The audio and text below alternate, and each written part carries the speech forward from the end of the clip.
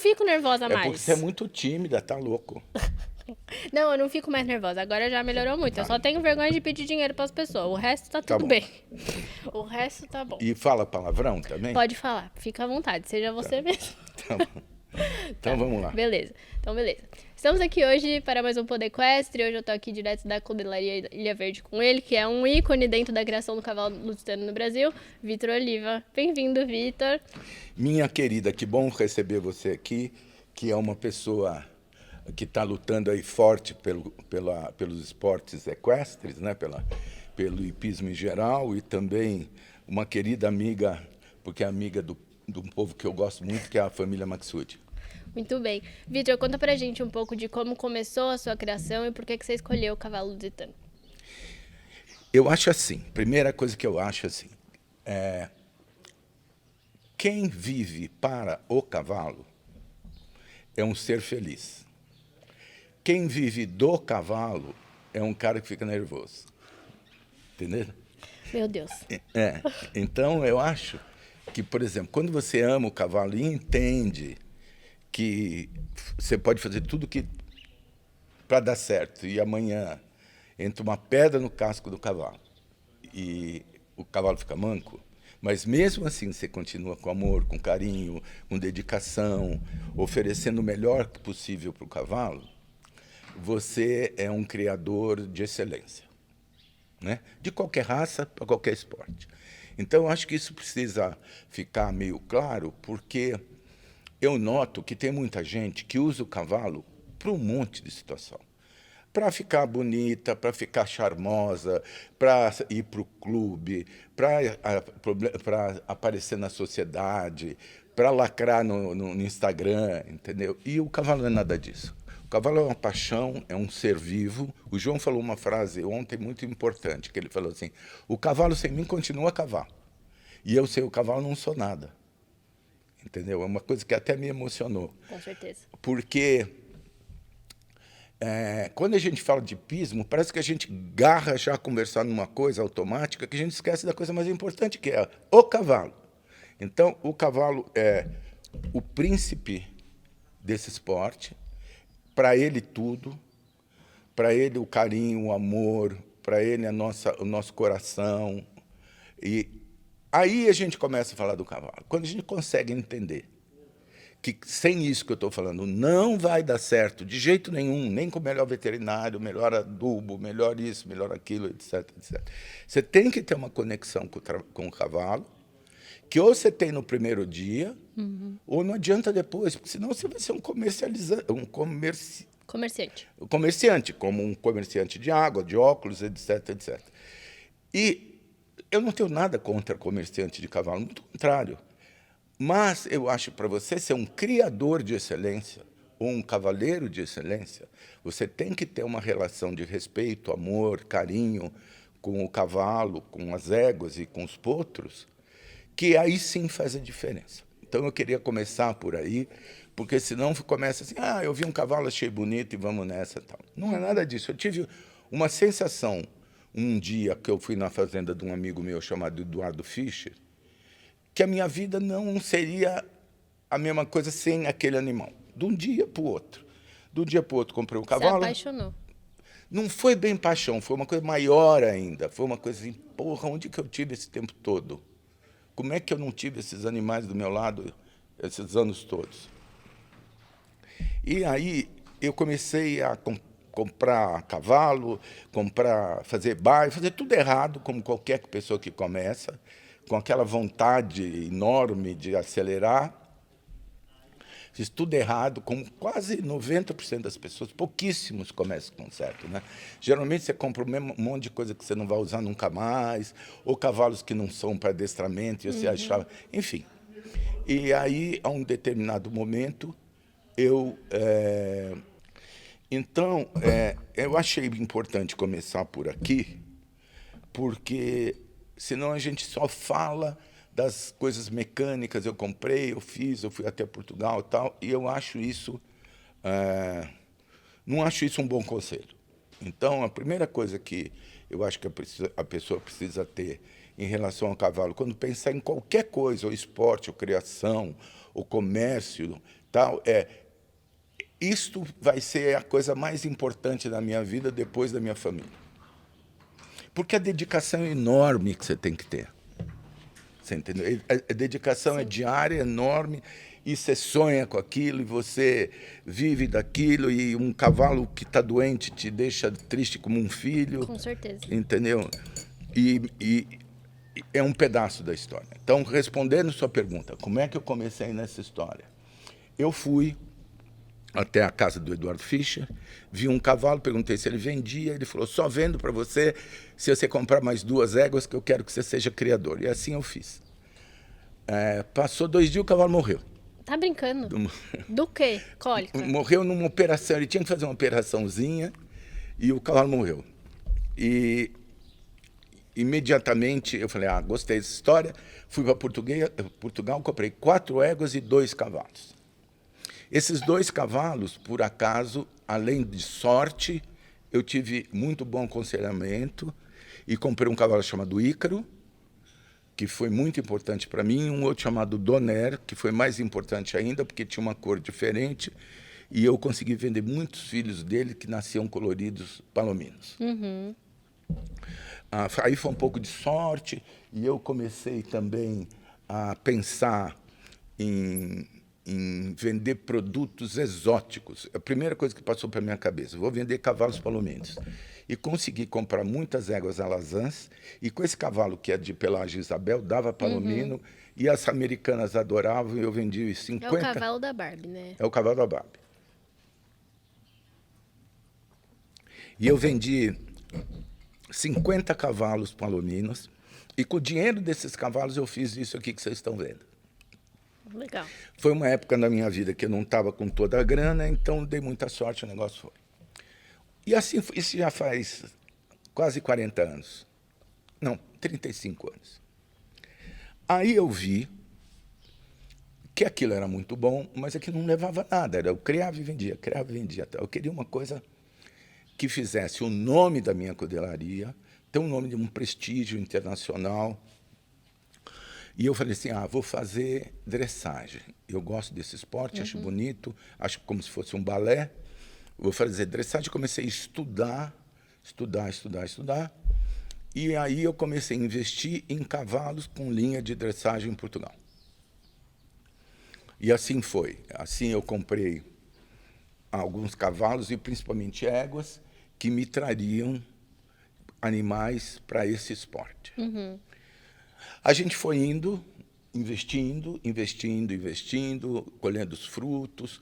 Fomos para a Olimpíada de Hong Kong com um cavalo já nosso, do nosso ferro. Legal.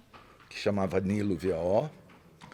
Se eu não me engano, junto com o Eduardo Fischer, foi o primeiro cavalo lusitano com o próprio ferro que chegou numa Olimpíada. Ele tinha um cavalo chamado Relâmpago do Retiro, e eu Nilo VO. Bom, continuamos a desenvolver o que é mais importante em tudo isso, que são os cavaleiros, e tivemos a sorte de ter um cavaleiro aqui chamado Rogério Clementino, que é um gênio. Sim. E que foi bem em tudo que fez. Foi bem em adestramento, foi bem em salto, foi bem em equitação de trabalho, e ficou aqui muitos anos, e foi o primeiro professor do João. Entendeu? João fala isso bem. Então,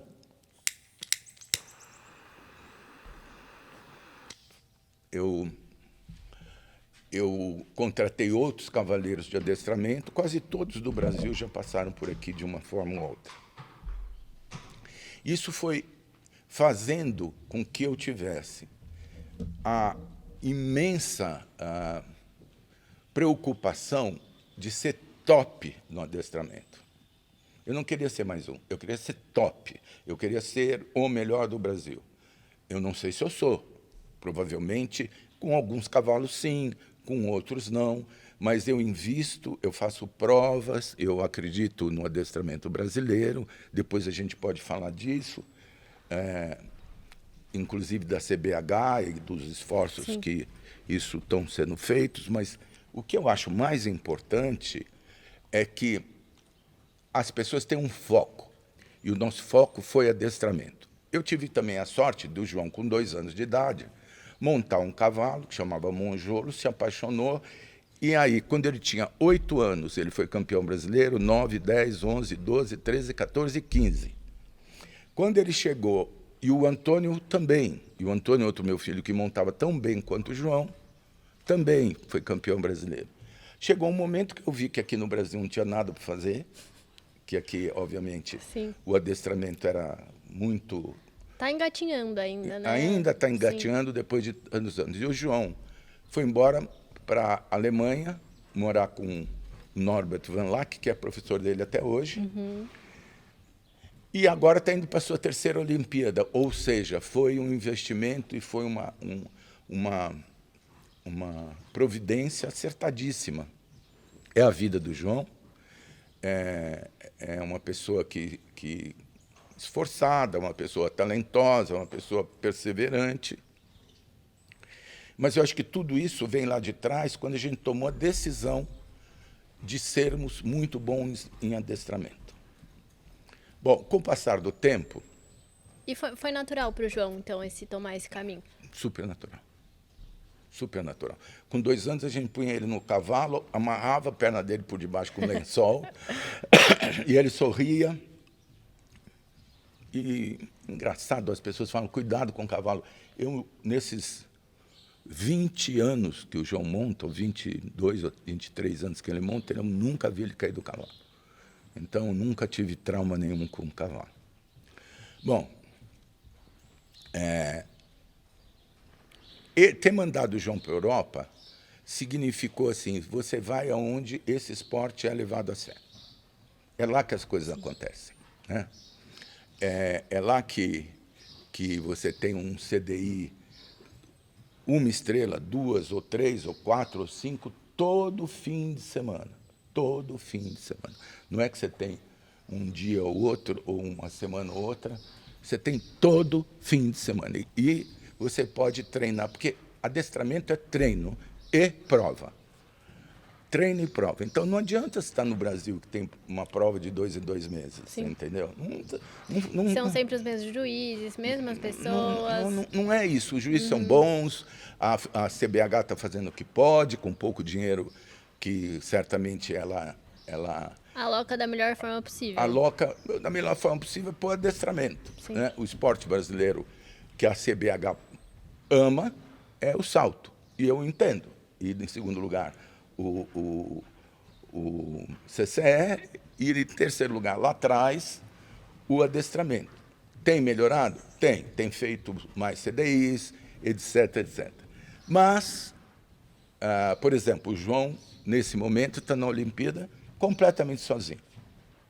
Está por conta dele. Não formamos equipe para o Brasil. Para quem não sabe, o João foi o único que conseguiu os MERS para estar lá em Paris. Não formou a equipe do Brasil. Não formou a equipe do Brasil, e também acredito que deveria haver, embora as pessoas que estão na CBH são muito boas, acho que deveria haver um destino de mais, no mínimo, atenção, carinho ao adestramento. Sim, eu vou até te falar uma experiência própria, né? Recentemente, lá na IPC em Tatuí, a gente teve uma clínica de fomento ao CCE. Eu nunca vi nada feito assim pro adestramento. Ou com uma inscrição super acessível para o pessoal participar da prova. No final, várias crianças conheceram o adestramento através da clínica de CCE. A minha prima, que monta faz 1 ano, ela falou assim, caramba, eu não sabia fazer um círculo. E começa por aí, né? E o adestramento é tão importante para os outros esportes, entende? É tão importante para o salto saber fazer exercícios de adestramento e tal. E essa falta de, vamos dizer assim, prioridade no adestramento faz com que os pais sejam os grandes patrocinadores. Patrocinadores, e, obviamente, se eu não existisse, não existiria o João, né? Até hoje, lá, ele tem um patrocinador muito bom, que é o Thiago Mantovani, que é um cara apaixonado por isso, um criador excelente, Mantovani Horses, mas acredito que a gente tenha que cobrar da CBH agora uma atenção, porque, afinal de contas, o João foi a 3 Olimpíadas e nunca chamaram o João para fazer uma clínica aqui para novos cavaleiros. Então, eu tenho uma relação ótima com a CBH, com o Fefo, e com a Bárbara, e com a minha queridíssima Tati, e com a Sara, e com o Sérgio. Todos eles são muitos amigos meus, mas acho que alguma coisa tem que mudar, porque começa agora um novo ciclo lá para frente. Com certeza. E do jeito que está, não vai mudar nada, né? Cavaleiros brasileiros, para ir para uma Olimpíada, ele tem que ser 100% dedicado aos cavalos e 100% tendo experiências europeias fortes, né? E 100% com o que há de melhor, que são os melhores técnicos, fazendo as melhores coisas, como qualquer atleta, né? Não adianta você passar o resto da tua vida com grandes índices, mas, sei lá no meio do interior, onde a tua pista é ruim, onde o seu técnico, infelizmente, não é o melhor, o seu material esportivo não é o melhor. Isso, gente que está me escutando aqui, é para quem quer estar na Olimpíada, porque você também pode ter tudo isso que eu estou te fazendo para passear no fim de semana com um ótimo lusitano. E não precisa nada disso. Que é um cavalo espetacular. Que é um cavalo espetacular. Bom, a um determinado momento, eu achei que eu tinha que cortar caminho. E aí eu comprei umas éguas alemãs, hanoverianas. E com pouco tempo eu tive animais como esses que vocês estão vendo aqui. Florisbela. Essa é a Florisbela, que é uma égua campeã brasileira, é nascida já no meu ferro, né? É uma égua que já me ofereceram muito dinheiro, milhão de... Eu acho que você foi, se não o primeiro, um dos primeiros a começar a fazer esses cruzamentos de warm blood, outras raças europeias com o lusitano para o adestramento. Estou errada? Eu faço 3 coisas. Eu tenho um cavalo lusitano de adestramento que vai muito bem. Eu tenho o cruzado, que não tem idade ainda para o que eu fiz para estar no Grande Prêmio, e eu tenho também o puro warm blood. Mas com o Warm Broad, a gente conseguiu, por exemplo, a medalha de prata no Pan-Americano com o Feel Good. O Feel Good VO. Então, e agora a gente está fazendo uma coisa que é o sonho de qualquer criador, que é ter um cavalo do meu ferro, que o João desbastou, um cavalo VO na Olimpíada, montado pelo JVO. Sim. Entendeu? Então, isso é assim, para mim, como criador e pai, é a realização máxima. É a realização máxima. E eu quero continuar assim. Agora, aqui no Brasil, tem outros criadores que também estão investindo, que também estão fazendo um trabalho muito bom, e que talvez um pouco mais focados, talvez uma estratégia um pouco melhor, ou com um pouco mais de foco a longo prazo, podem fazer esse time, pode fazer um time muito bom. Sim. O Thiago, por exemplo, lá na Europa, está fazendo tem uma quantidade de cavalos já para a Olimpíada dos Estados Unidos muito atraente. Né? E tem outros criadores no Brasil que têm dinheiro para investimento, tem dinheiro para cavalo, tal, que o único conselho que eu daria é que tivesse uma estratégia um pouco mais a longo prazo. Eu acho que as pessoas... Eu ainda vejo o hipismo no Brasil como um pouco amador. Eu acho que eu, como trabalho numa grande empresa, a gente sempre pensa em planejamento. Eu acho que o que falta no hipismo como um todo é o planejamento, né? É onde a gente está, onde a gente quer chegar. Eu acho que eu conversei com a doutora Clélia, por exemplo. Ela já me falou, meu objetivo é fazer um cavalo manso, ótimo para amador. Beleza, é o nicho dela. Cada um tem o seu e cada um pode ser excelente no que se propõe a fazer. Ela é, por exemplo, no que ela quer fazer a melhor. A doutora Clélia, que é uma paixão minha, ela ela falou assim, eu gostaria disso. E ela é uma pessoa que todo mundo, mesmo não estando forte no adestramento, mesmo assim, muita gente vai buscar lá o sangue dos cavalos dela, que são Sim. ótimos para adestramento. Entendeu? Eu, por exemplo, fui buscar o Olimpo do Castanheiro, que é um cavalo que está dando filhos maravilhosos. O Marechal também, o Odin e outros cavalos que outros criadores têm outro foco que ela, estão fazendo um trabalho maravilhoso. Tem outras pessoas aqui no Brasil, eu não gosto de citar nomes, que eu esqueço alguém, alguém fica chateado. Mas nós temos aqui uma meia dúzia de criadores que estão aqui no Brasil e em Portugal fazendo uma estratégia a longo prazo. Entendeu? Eu comecei antes. Quer dizer, por que eu comecei antes? Porque eu sou mais inteligente que eles? Não, porque eu tinha o João. Você entendeu? E o João requeria cavalos espetaculares rápido, para não ficar fora de uma Olimpíada, de um Pan-Americano, entendeu? Então, quando eu não tinha própria, eu comprava. Foi assim, por exemplo, com o Xamã dos Pinhais. Eu não tinha um cavalo meu, entendeu? Foi assim com o Escorial. Agora estou mandando um cavalo meu.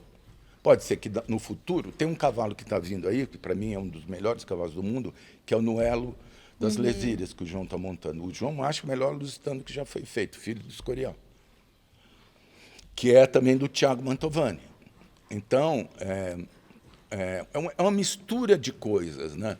Mas, assim, voltando à primeira frase que eu falei na entrevista, e você já deve ter percebido o meu entusiasmo com isso, certeza. né?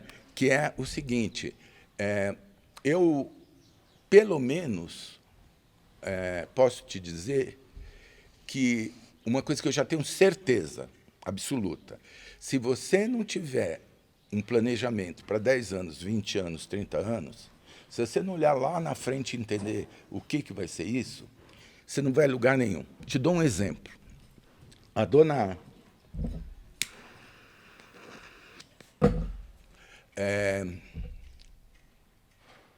Fry, aquela cava... A Charlotte. Charlotte Fry, ela estava chegando perto do 90, do 90 e poucos. Tal. Vários outros cavaleiros estavam chegando perto dessa pontuação.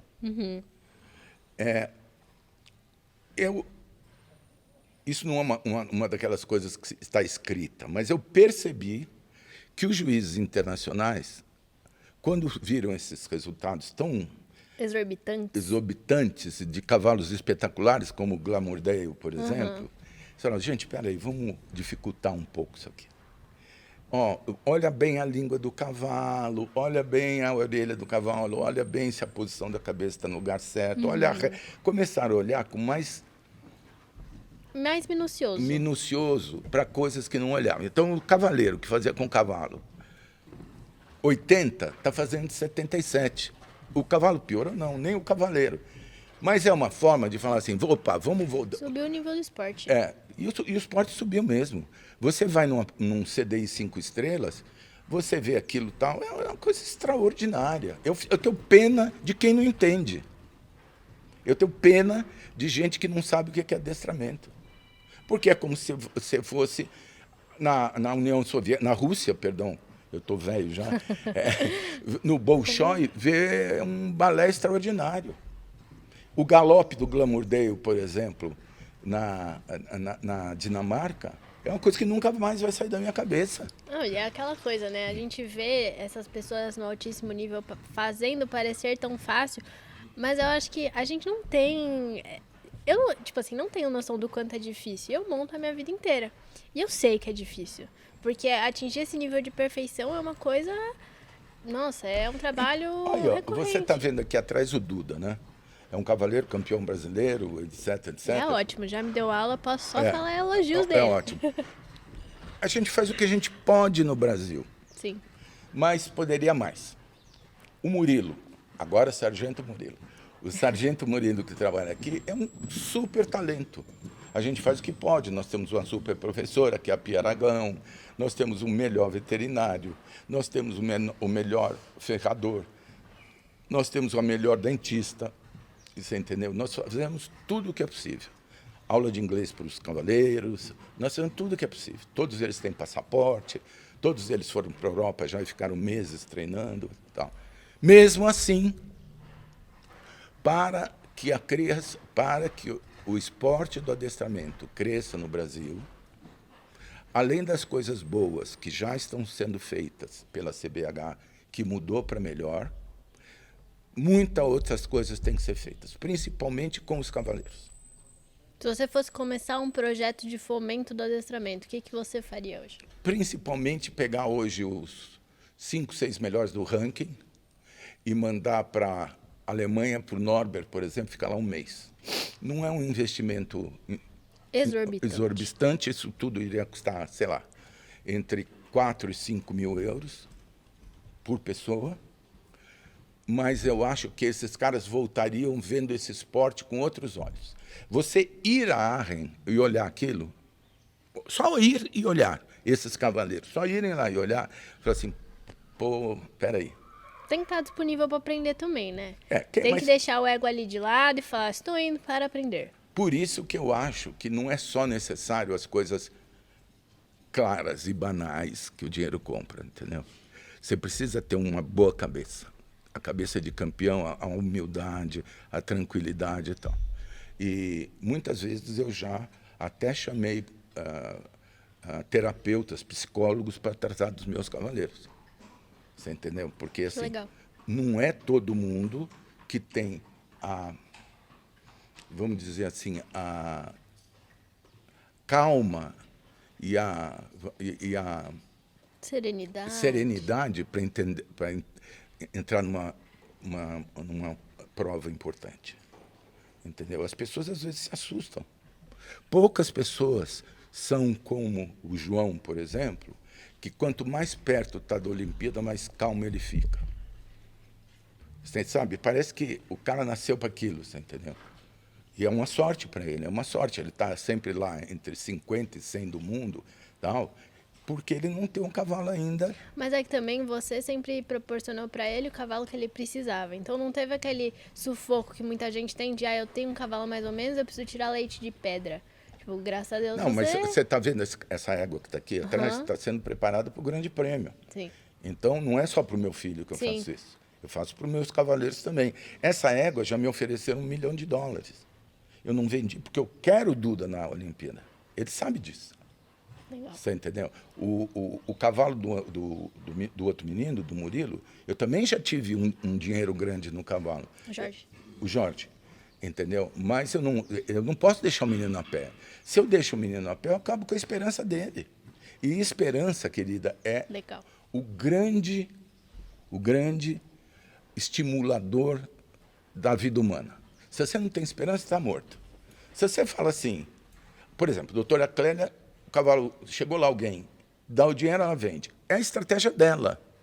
Agora, se ela fosse uma criadora para ter cavalos de grandes competições, ela não poderia fazer isso.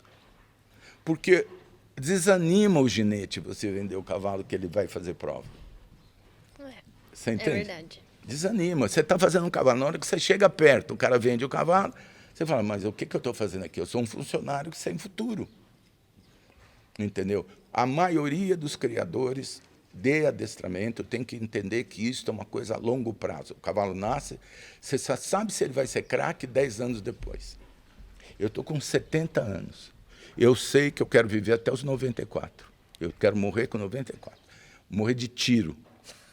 Entendeu? Eu acho bonito esse negócio de morrer de tiro. Então, mas aos 94 eu vou ver só 1,5 geração dos meus cavalos. Olha que coisa. Que coisa. Que é uma coisa que você já começou há 40 anos atrás. Há 40 anos atrás. Eu olhando para frente, meu futuro é mínimo no adestramento. E mesmo assim você não desiste.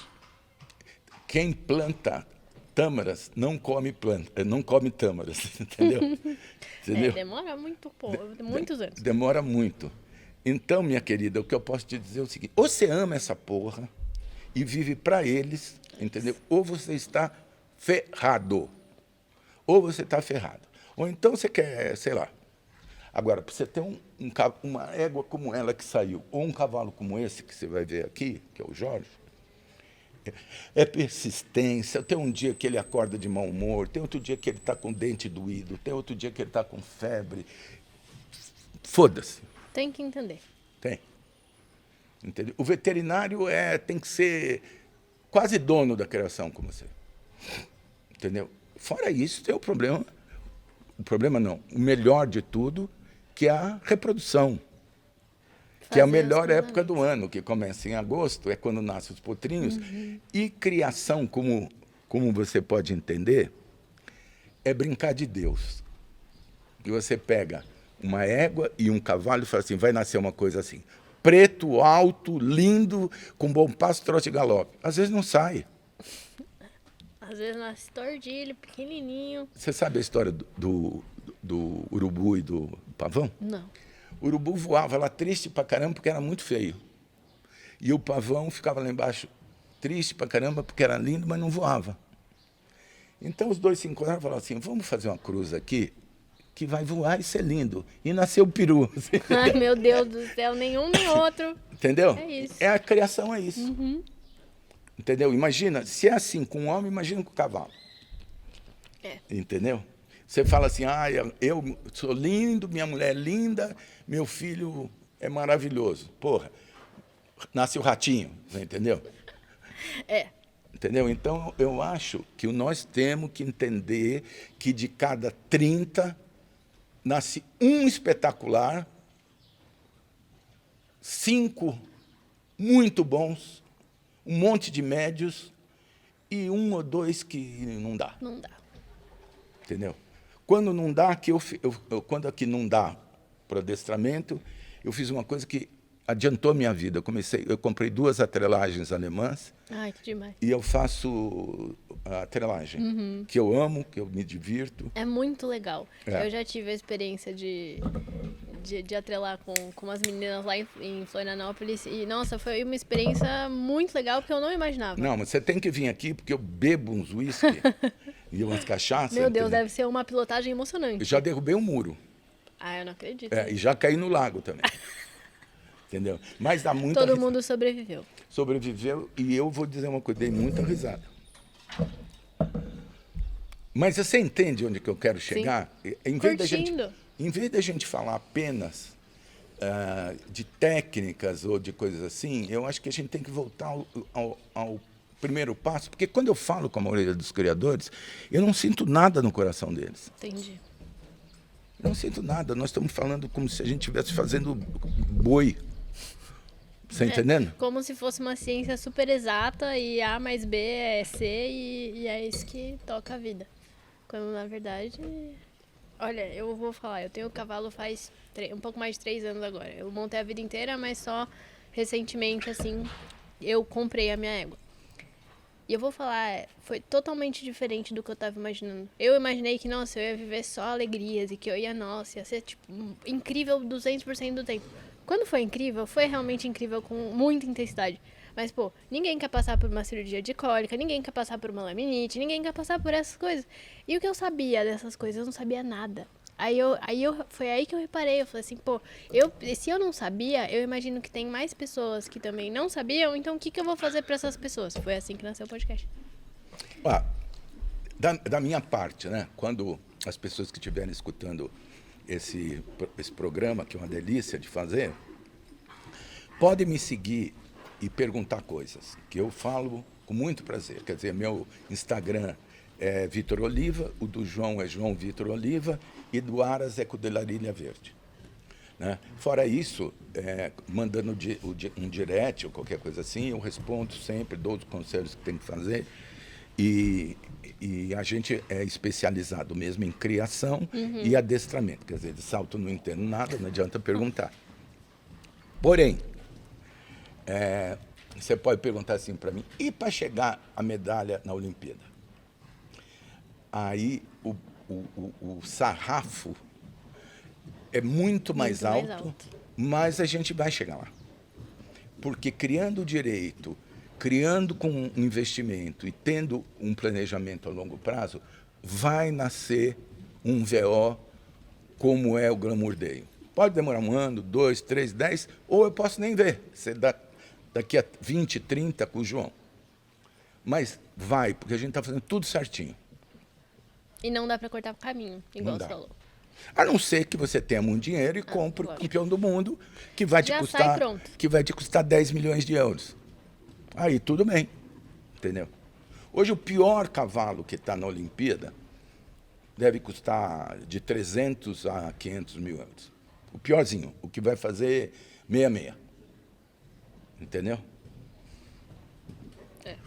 Mas é uma evolução, né? A gente tá falando aqui, eu tava falando antes da gente começar, que o João, ele iniciou um movimento aqui no Brasil. Eu acho que depois que as pessoas viram onde é possível chegar com todo o investimento, incentivo que você deu, não só pro João, mas pros outros cavaleiros também, a gente viu o resultado do Murilo, a gente viu o Henderson, que também saiu daqui, tipo, é incrível. Eu acho que isso criou um pouco de esperança nas pessoas e que as pessoas se sentiram um pouco mais acalentadas de, putz, talvez eu posso começar esse esporte, talvez pode começar. Lógico. Tem muitas, eu acredito muito na novíssima geração.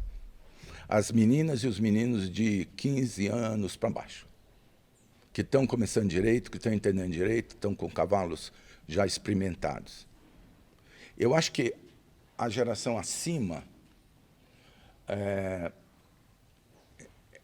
ficou meio assim, angustiada com a falta de perspectiva. Você entendeu? Eu entendo o que você está falando, sim. Entendeu? Eu acho assim, mas aonde eu vou? Bom, Olimpíada eu não vou mesmo. Vamos vender meu cavalo. Sei lá, então eu vou levar aqui meu arroz com feijão, se o cavalo ficar bom, fica, se não vai vender, etc, etc. Entendeu? E não fica. Você tem que dar um cavalo na mão do seu cavaleiro e falar assim, você vai com esse negócio até a Olimpíada. Vamos fazer aqui um combinado. Se você não levar ele até a Olimpíada dos Estados Unidos, de 28, eu vendo o cavalo. Pronto. Daí você vai dividir um perfil, né? Ou ele vai trabalhar pra caramba pra alcançar aquilo lá, ou ele abre as pernas no meio do caminho e você vende o cavalo. Entendeu? Porque não adianta. Assim, se você não dá o professor, se você não der o bom veterinário, etc., e o objetivo para o cavaleiro, o objetivo é 2028 e tal, ou o PAN, ou o sul-americano, não adianta. Entendeu? Imagina a gente não conseguir fazer uma equipe olímpica. Que vergonha que é isso. Tinha que fazer 67. 67 não é nada. 67 no adestramento não é nada. Sim.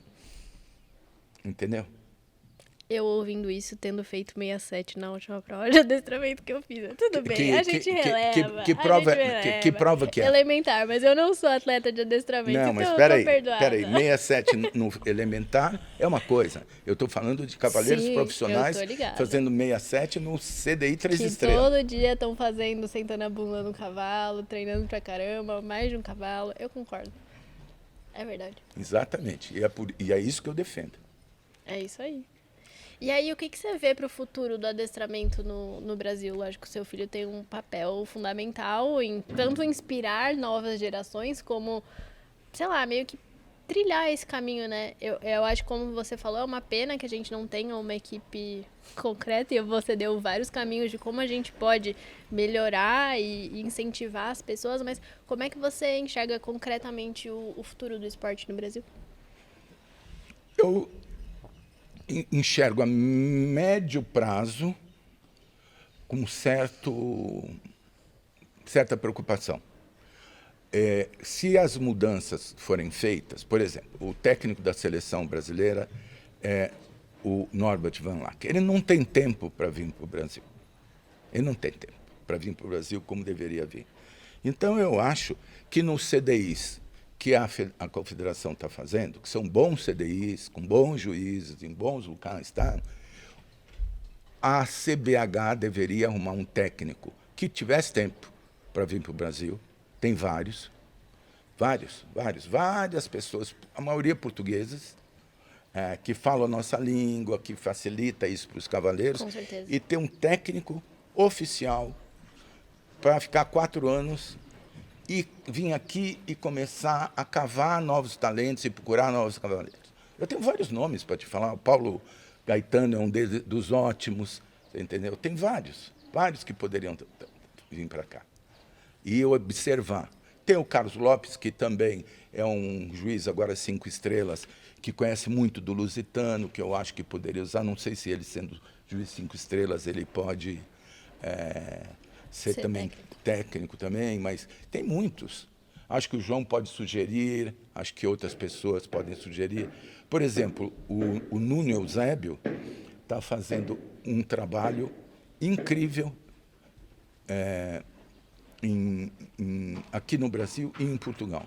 Tem uma fazenda aqui de lusitano e tem uma fazenda lá de lusitano, né? Eu fui visitar eles lá em Portugal, é inacreditável. É inacreditável. Ele tem 200 baias. 200 baias. Em Portugal. Em Portugal. Ele tem 4 pistas, sendo que uma coberta é uma coisa assim olímpica. Tem lugares para 1.000 pessoas. É óbvio que o cara está fazendo um trabalho a longo prazo muito bem feito. Tem outros que estão indo para lá agora, entendeu? Que estão fazendo um trabalho muito bom também. Mas, assim, sendo direto, né?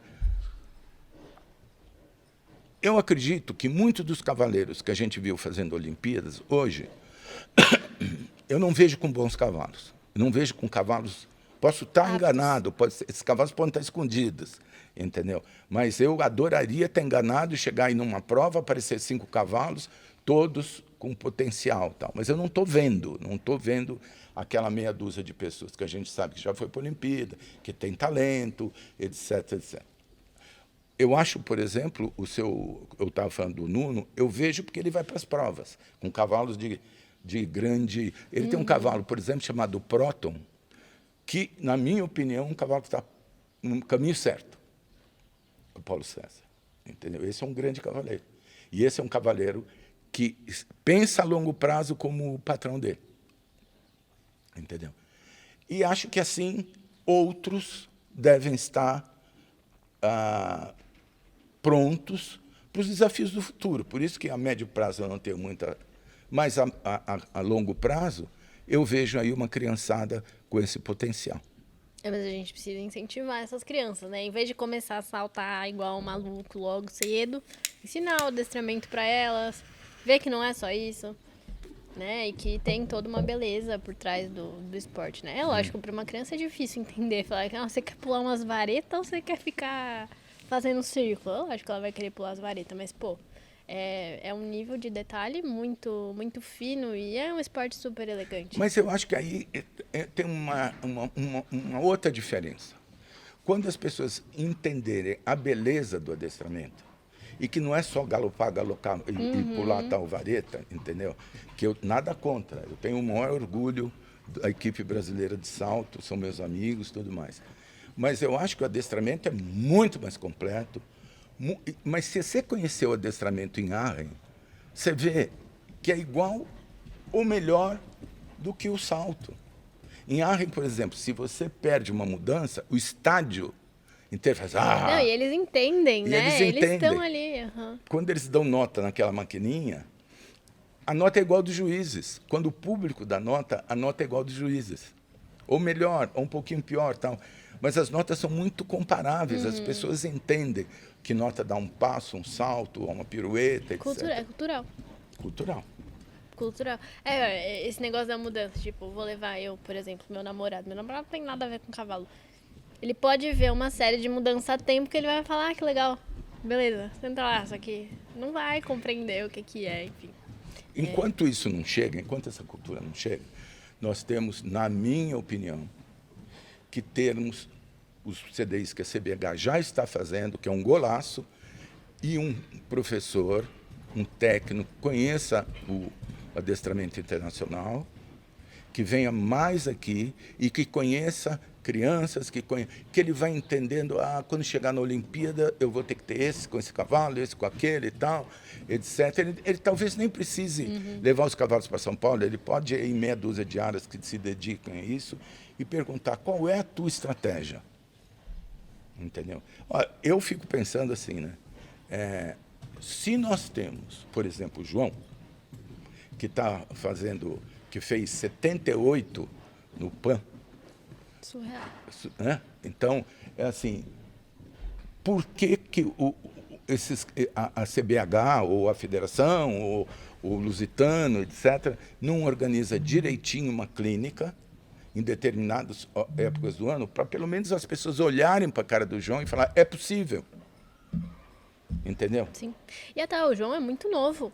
O João é super novo. Se ele já tá assim agora, imagina daqui 5, 6, 7. Só tem espaço para melhorar.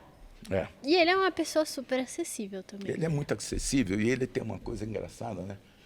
Olha a beleza de um movimento como esse. Não é possível que quem está vendo não sinta elegância, né? Mas o que eu estou te dizendo sobre o João é que ele ficou com uma mistura engraçada, porque ele ficou com a garra da mãe, esportista, medalhista olímpica, né? E não vou falar de mim. E ele ficou, o segundo pai dele é o Norbert. E ele ficou com a cultura de um grande professor. O João olha um cavalo, ele já pensa no cavalo daqui a 10 anos.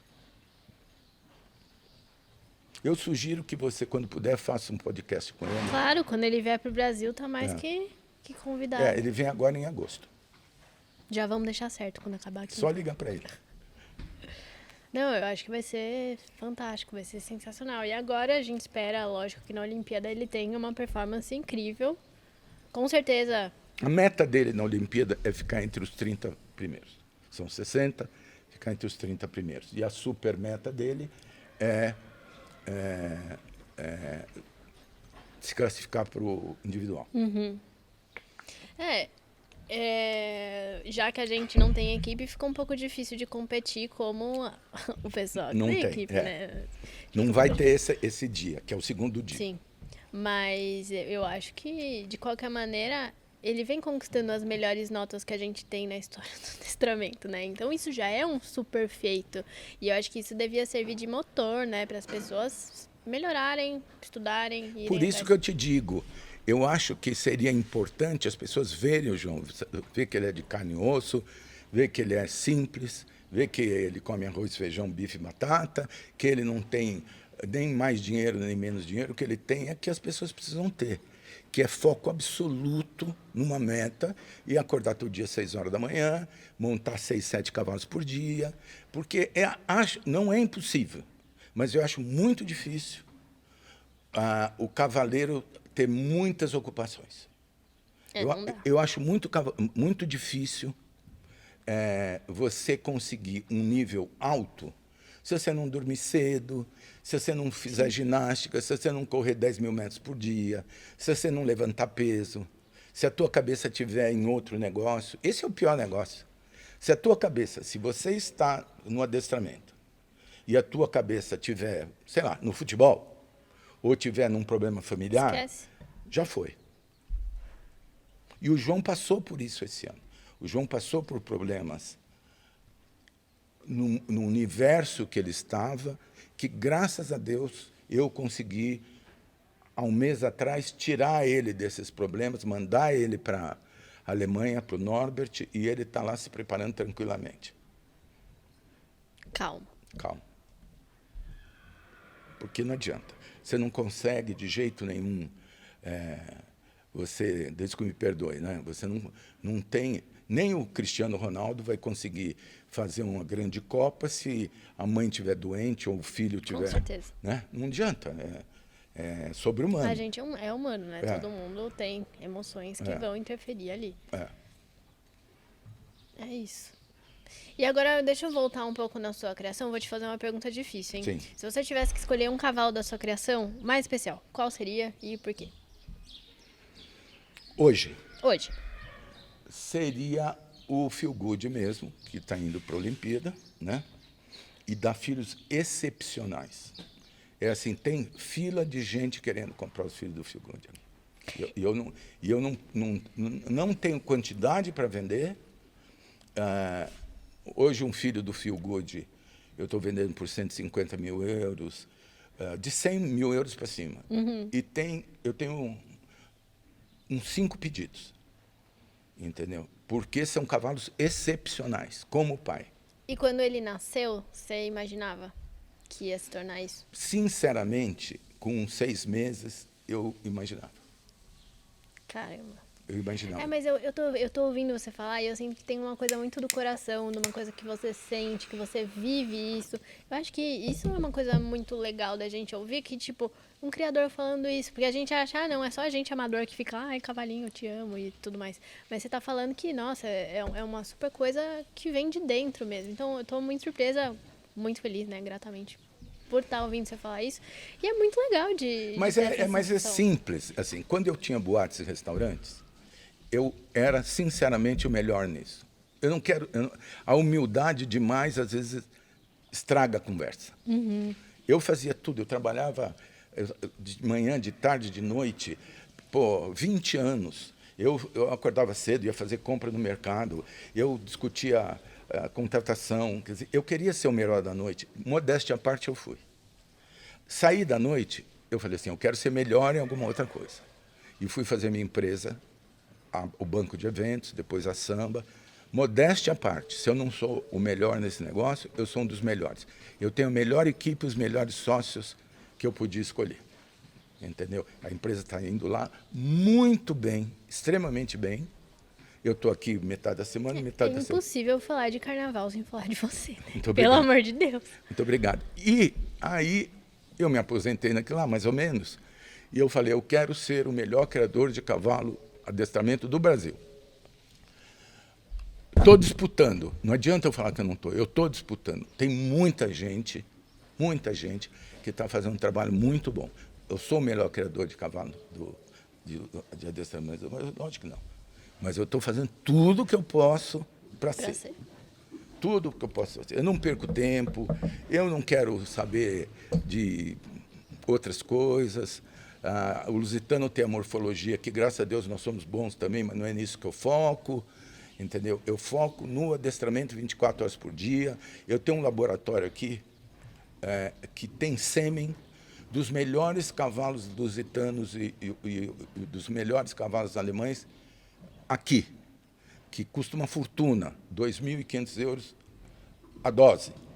Eu tenho o sêmen que eu preciso a 10 metros daqui. Entendeu? Porque senão não dá. Não adianta você cobrir com ponto de interrogação. Você tem que cobrir com o que é comprovado. Com o que é comprovado. Não, eu vou te dar um exemplo bom. O Totilas. Tá. Eu não conheço 5 filhos dele super bons. Não conheço. Tem o Total Hope, que eu acho que é um bom cavalo e tal, mas eu não conheço os 5 filhos dele. Ele foi vendido por 13 milhões de euros, se eu não me engano. Não deu certo. Mas ele era um cavalo excepcional, só não produz outros cavalos. Então, o Feel Good, por exemplo, produz melhor que eles. Está no nível do Totilas? Não. Mas está no meio ali bem legal, entendeu? Agora, qual é o meu próximo passo? Se você me perguntar, qual é o teu próximo passo? É ter 3 éguas lusitanas a mais e 3 éguas alemãs, top mundial e sêmen de cavalos como o Everdale, o Glamour Dale e outros, que eu saiba que eu estou indo para o caminho certo. E esses cavalos de lá tem muito mais estudos, muito mais filhos. Então você já meio que tem uma estatística do que funciona, qual a característica que passa. Olha que coisa interessante. Enquanto os alemães têm 40 mil filhos por ano, e nasce lá bons demais, 10, 40 mil, nasce bom demais, 10. O lusitano tem 4 mil éguas no mundo, 10 vezes menos, e nasce por ano quase a mesma coisa de super cavalos. Brincando. É. Nossa, não para sabia. o beginner, para a pessoa que está começando a montar, no teu caso, por exemplo, é lusitano sem pensar. Sem pensar. Ele é manso, ele é bonito, ele é garboso, ele enche a pista. É só você olhar aqui, ó. Lindo. Entendeu? O cavalo é uma pintura. Então, é só você olhar, que eu não sei se está dando para... Dá para ver. Então, você olha isso daqui, você vê assim... Ali, se você montar ali e ficar meia hora tendo aula, você está fazendo isso. Porque ele é um cavalo que, lá no livro, está escrito assim, manso e sofredor. Sério? Sofredor não é porque sofre, é porque ele te dá o máximo que ele pode. Você imagina... Ele é muito amigo, é um cavalo amigo. Não, mas você imagina o seguinte, que a gente fosse, a nossa, vamos chamar assim, seleção do homem, genética, fosse pela vida e a morte. Os ruins morressem, ficassem os bons. Isso é meio uma cagada, uma bobagem falar, mas suponha que fosse assim. Né? O filho do Mike Tyson com a Hortência, o filho do não sei o quê, com a não sei o quê, etc. Só os bons, os superatléticos, etc. Casa com os superatléticos, e assim a gente fosse. Né? No Lusitano foi assim, pela vida e a guerra, pela vida e a morte. Porque o Lusitano saía da França, de Portugal, da Espanha, e ia até Jerusalém nas cruzadas, sem ferradura, com um homem lá em cima, que pesava 50, 60 quilos, com uma armadura de ferro que pesava mais 50 quilos. E na batalha com a lança ou com a espada, se ele não fosse muito confiável, o cara morria. Você entende, não? Então, todos os cavalos ruins morreram. E voltaram da guerra só os super bons.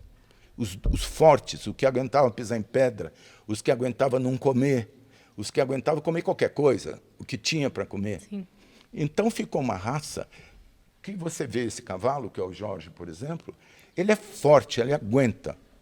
Você vê um cavalo alemão, ele pode ter um resultado melhor, mas ele é mais frágil. Para um cavalo alemão, uma topada, uma coisa assim, é preocupante. Para um lusitano, não. Rústico. Rústico. Você entendeu? Rústico. Você falou uma palavra boa, rústico. Entendeu? E eu acho que isso, eu estou longe de ser o melhor criador de lusitano.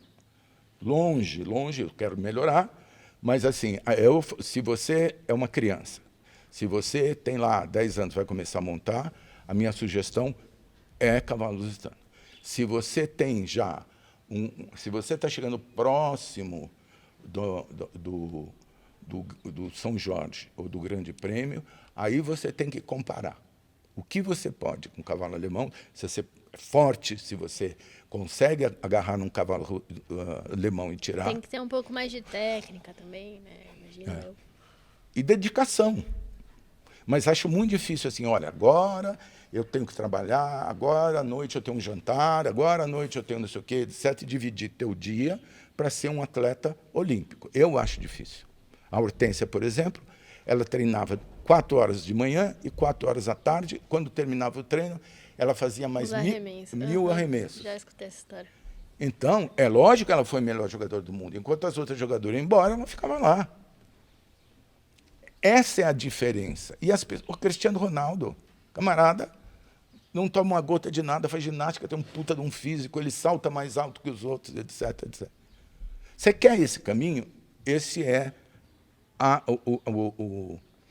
o seu espelho. Olha, eu acho que você tem um pouco de propriedade para falar, porque seu filho tem aí agora 3 Olimpíadas no currículo, então acho que é a receita do bolo que você está dando. Mas eu vou te contar uma coisa, o grande exemplo dele é a mãe dele. Entendeu? Eu sou uma espécie, para o João, de empresário. A gente briga muito, a gente discute muito. Eu tenho uma relação com o João, as pessoas podem achar que não, difícil. Porque isso você pode fazer, isso você não pode, toma cuidado com isso, toma cuidado com aquilo, cadê os documentos, cadê o não sei o quê, eu acho que esse cavalo precisa descansar mais, etc, etc. A gente tem discussão quase todo dia. É como se eu fosse um empresário mesmo. Acho que você deve ir para cá, não deve, olha, cuidado com aquilo, entendeu? A minha relação com ele é difícil. E eu sei que é o melhor que eu posso fazer por ele. Entendeu? Eu tenho certeza que o João, quando me vê, me ama, eu sou pai dele e tal, mas eu não sou o cara prazeroso da vida dele. Você entendeu? Falar comigo é um pé no saco para o João. Entendeu? É assim, olha a roupa que você vai levar, olha que não sei o quê, a pessoa que vai te entrevistar, manda aquele documento. Às vezes, o João é convidado para fazer comerciais, ele odeia. Ele odeia. Olha, você tem que fotografar, tem que fazer um post, etc, etc. Eu tenho que brigar com ele, porque o negócio dele é ficar dentro da baia. Entendeu? Entendi. É. Cada um com as suas dificuldades. Bom, eu acho que para fechar, eu perguntaria para você o que que você... Qual é a sua dica para quem tá entrando no meio do cavalo agora? Eu acho que eu já dei a dica principal, né? Que é conhecer o cavalo lusitano. Acho que tem muitos criadores, eu acho que é uma pessoa que quer conhecer o cavalo lusitano, melhor caminho, tem 2 caminhos. Me mandar um WhatsApp, eu sugiro os criadores que têm cavalo à venda. Eu não tenho cavalo à venda, foi tudo vendido já, os que estão bem montados. Eu não tenho cavalo nenhum, nem alemão, nem lusitano à venda. Mas eu recebo as pessoas aqui com muito prazer para mostrar o que eu acho que tem que fazer.